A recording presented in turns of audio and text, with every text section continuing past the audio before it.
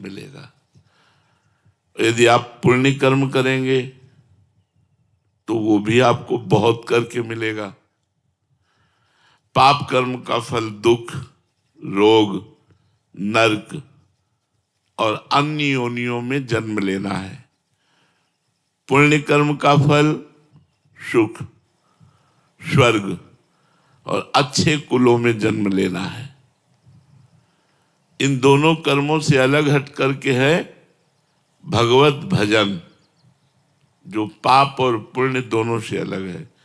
ये सीधे भगवत प्राप्ति कराता है, मोक्ष प्राप्त कराता है, अखंड सुख प्राप्त कराता है, जहां किंचन मात्र दुख नहीं, मरना जन्मना रोग, किसी भी तरह का कोई दुख नहीं।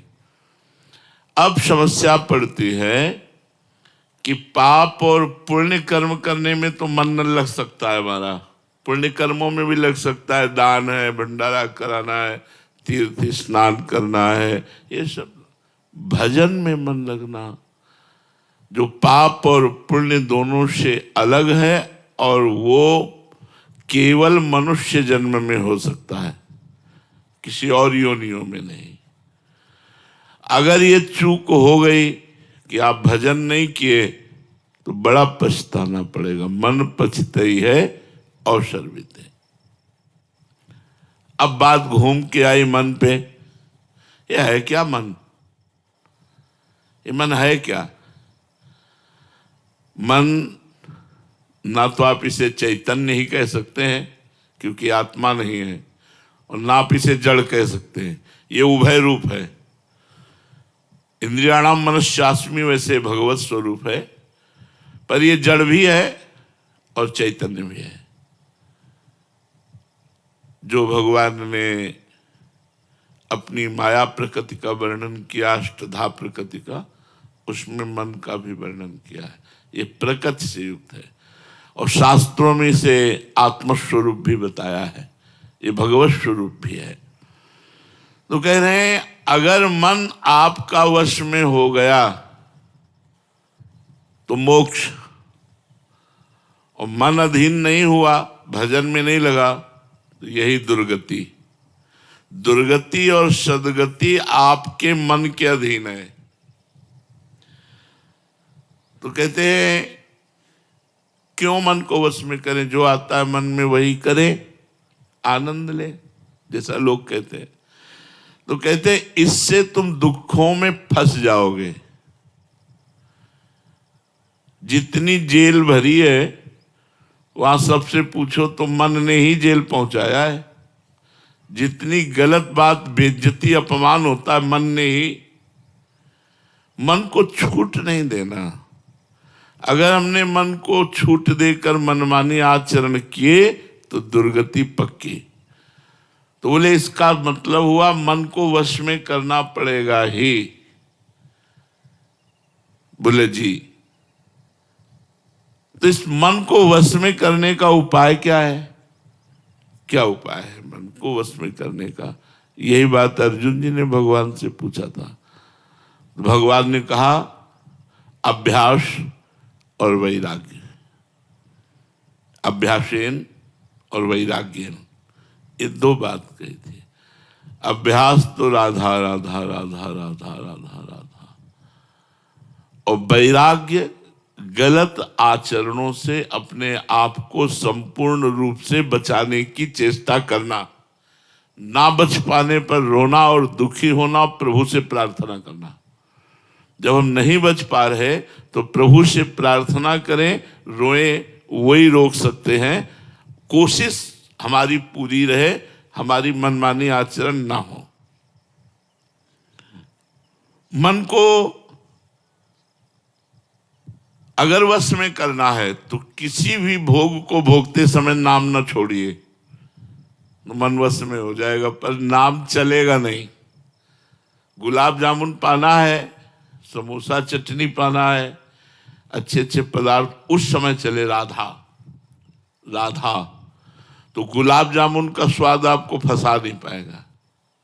इसी तरह संपूर्ण भोग, जितने भी भोग संसार के हैं, गृहस्थ में या वैराग्य में जो भी सेवन किए जाते हैं, यदि बहुत काम की बात है, यदि भोग भोगते समय अभ्यास नाम का चल रहा है तो आपको भोग का जो स्वाद है वो फंसा नहीं पाएगा।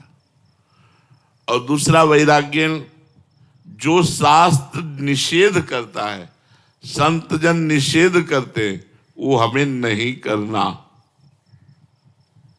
नहीं, फंस जाओगे पक्का, चाहे जितने चतुर हो फंस जाओगे। शास्त्र जो कहता है उसकी आज्ञा कह अक्षरशः पालन करोगे तो आपको माया फंसाएगी नहीं।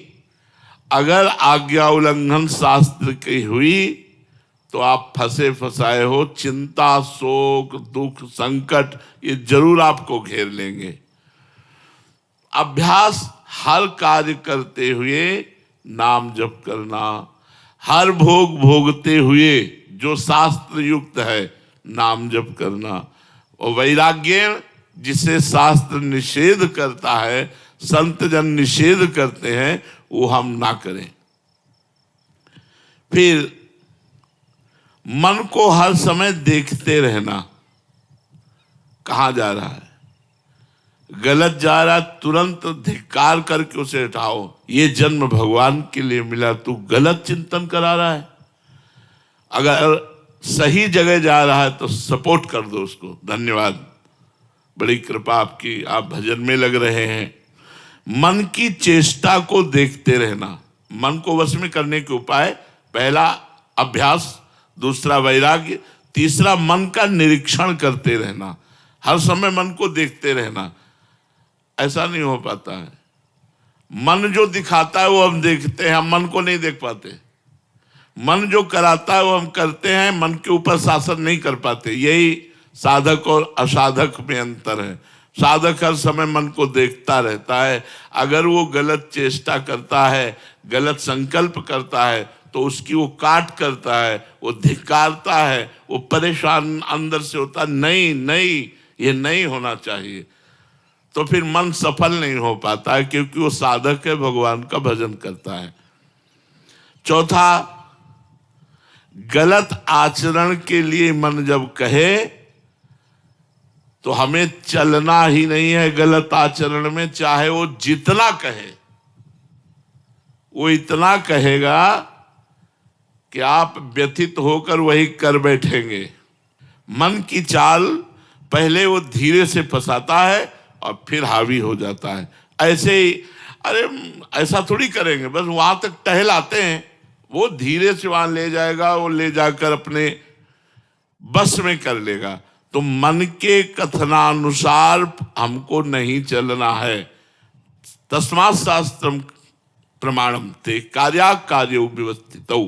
कार्य और अकार्य करना क्या है, क्या नहीं करना, इस शास्त्र के अनुसार चलना है। मन को बार बार भगवान की बातें सुनाना, इससे बस में होने लगेगा। अगर आपको ऐसा अवसर नहीं मिलता, बात वैसे तो अवसर है ही, मोबाइल भगवान है। आप संतों की वाणी, भगवान के पावन प्रवचन, पावन सत्संग, आप थोड़ी थोड़ी देर में आप सत्संग सुनते रहिए, आपका मन वश में होने लगेगा। और नाम को देखना, जैसे हम राधा जप रहे हैं तो राधा नाम देख करके राधा राधा, इससे मन बहुत जल्दी वश में होता है, पर लगता नहीं। अगर लग जाए तो बेड़ा पार हो जाए। मन को श्वास पे एकाग्र करना। जैसे अब हम नाम जप कर रहे हैं तो 5 नाम जप किए, ये गिनवाए मन से कि 5 नाम जप किए। अब श्वास छोड़ी तो 5 नाम जप किए, ये मन को गिनवाओ। और वो जब इसमें लगेगा तो वश में हो जाएगा। ये सब उपाय मन के वश में करने के बता रहे हैं।